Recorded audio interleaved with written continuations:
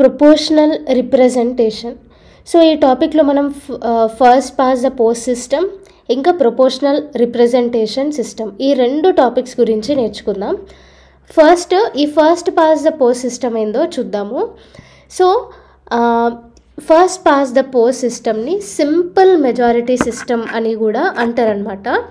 ఈ సిస్టమ్ కింద కంట్రీ చిన్న చిన్న ఏరియాస్ కాల్డ్ కాన్స్టిట్యుయెన్సీస్ లాగా డివైడ్ అవుతాయి.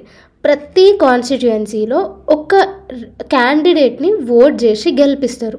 అలా ప్రతి కాన్స్టిట్యుయెన్సీలో చాలా పార్టీ క్యాండిడేట్స్ ఎలక్షన్స్లో నిలబడతారు. సో అలా చాలా పార్టీస్ ఉంటాయి కాబట్టి ఒక పార్టీ గెలవాలంటే 50% ఓట్స్ రావనవసరం లేదు.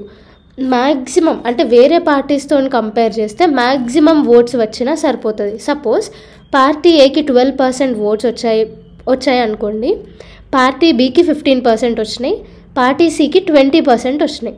అంటే పార్టీ సికి 20% ఓట్స్ వచ్చినాయి కాబట్టి ఆ పార్టీ సీనే గెలుస్తుంది. ఓవరాల్గా 100%లో 20% వచ్చినా కానీ దానికి వేరే వాళ్ళతో కంపేర్ చేస్తే హయ్యెస్ట్ వచ్చినాయి కాబట్టి ఆ పార్టీ గెలుస్తుంది. ఓకే, సో ఎట్లా మెజారిటీ ఓట్స్ కాదు, మ్యాక్సిమం ఏ పార్టీకి ఓట్స్ వస్తాయో ఆ పార్టీయే గెలుస్తుంది అనమాట. సో ఈ టైప్ ఆఫ్ సిస్టమ్నే first past the post system లేదా సింపుల్ మెజారిటీ సిస్టమ్ అని కూడా అంటారు. యుఎస్ఏ, యూకే, కెనడా ఇంకా ఇండియా ఈ టైప్ ఆఫ్ ఎలక్షన్ సిస్టమ్ని యూజ్ చేస్తారు. సో ఈ సిస్టమ్ ఏంది అంటే అర్థం చేసుకోవడానికి ఈజీగా ఉంటుంది, స్టేబుల్ గవర్నమెంట్ ఉంటుంది, లోకల్ పార్టీస్ని ఎంకరేజ్ చేస్తుంది. ఓకే, సో అందుకు మనము ఈ first past the post type of election సిస్టమ్ని ఫాలో అవుతాం. నెక్స్ట్ ఇంకొక సిస్టమ్ ఏంది, ప్రొపోర్షనల్ రిప్రజెంటేషన్. సో ఇదేంటి అంటే ఈ సిస్టంలో చిన్న కాన్స్టిట్యుయెన్సీస్ లాగా కాకుండా ఎంటైర్ కంట్రీనే ఒక కాన్స్టిట్యుయెన్సీ లాగా ఉంటుంది.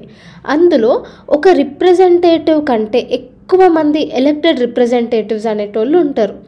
ఇక్కడ క్యాండిడేట్స్కి కాకుండా పార్టీకి ఓట్ చేస్తారు. ఓకే, అదే దీంట్లో అయితే ఫస్ట్ పాస్ ఆఫ్ పోస్ట్ సిస్టంలో పార్టీ నుంచి ఆ క్యాండిడేట్ మంచోడైతే ఏ పార్టీ అయినా సరే మనం ఆ క్యాండిడేట్కి ఓట్ చేస్తాం. కానీ ఇక్కడ ఏంది, క్యాండిడేట్ని చూడరు ప్రొపోర్షనల్ రిప్రజెంటేటివ్ సిస్టంలో. దీంట్లో పార్టీని చూస్తారు. సో ఆ పార్టీకి ఓట్ వేస్తారనమాట. సో ఆ పార్టీకి ఎంత ఓట్స్ వస్తాయో దాన్ని బట్టే సీట్స్ అనేవి ఇస్తారు.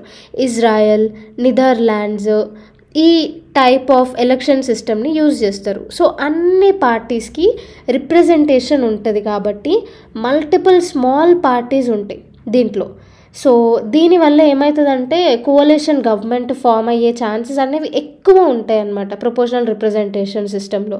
అండ్ గవర్నమెంట్ ఎక్కువ వరకు అన్స్టేబులే ఉంటుంది. సో ఈ ప్రొపోర్షనల్ రిప్రజెంటేటివ్ సిస్టంలో మనకి టైప్స్ ఉంటాయి. అదేంటి అంటే 3 టైప్స్ ఉంటాయి దీంట్లో. ఒకటేమో సింగిల్ ట్రాన్స్ఫరబుల్ ఓట్ సిస్టమ్ అనేసి, ఇంకొకటి లిస్ట్ సిస్టమ్, ఇంకొకటి mixed member proportional representative system. So ఇక్కడ ఫస్ట్ దాంట్లో ఏంటి అంటే సింగిల్ ట్రాన్స్ఫరబుల్ ఓట్ కింద voters first preference, second preference, third అనేసి క్యాండిడేట్స్కి ర్యాంక్ ఇస్తారనమాట దీంట్లో సింగిల్ ట్రాన్స్ఫరబుల్ ఓట్ సిస్టంలో.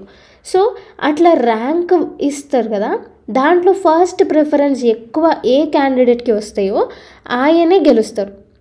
రాజ్యసభ ఎలక్షన్స్ కానీ, స్టేట్ లెజిస్లేటివ్ కౌన్సిల్ ఎలక్షన్స్లో, ప్రెసిడెంట్ ఇంకా వైస్ ప్రెసిడెంట్ ఎలక్షన్స్ ఈ టైప్ ఆఫ్ ఎలక్షన్ సిస్టమ్ని మనం ఫాలో అవుతున్నాం. Okay, next list system. ఈ లిస్ట్ సిస్టంలో ఏంటి అంటే ఓటర్స్ పార్టీకి ఓట్ చేస్తారు అండ్ ఆ ఓట్ పర్సంటేజ్ని బట్టే పార్టీస్కి సీట్స్ అనేవి వస్తాయి. దాన్నే లిస్ట్ సిస్టమ్ అంటారు. నెక్స్ట్ థర్డ్ టైప్ వచ్చేసి mixed member proportional representation, MMPR. So ఈ సిస్టంలో చాలా కాన్స్టిట్యుయెన్సీస్ ఉంటాయి. వాటిలో ప్రతి కాన్స్టిట్యుయెన్సీ నుండి ఒకరిని ఎలెక్ట్ చేస్తారు అండ్ కొన్ని అడిషనల్ సీట్స్ కూడా ఉంటాయి.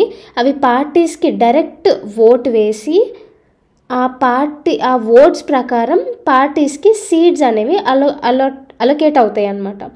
సో ఈ సిస్టంలో ఫస్ట్ పాస్ ద పోస్ట్ సిస్టమ్ని, ప్రొపోర్షనల్ రిప్రజెంటేటివ్ సిస్టమ్ని ఈ రెండింటిని ఫాలో అవుతాయి అన్నమాట. అందుకే మిక్స్డ్ మెంబర్ ప్రొపోర్షనల్ రిప్రజెంటేషన్ అనేసి దీనికి పేరు వచ్చింది. ఓకే, సో ఈ రెండింటిని ఫాలో అవుతుంది ఈ సిస్టమ్.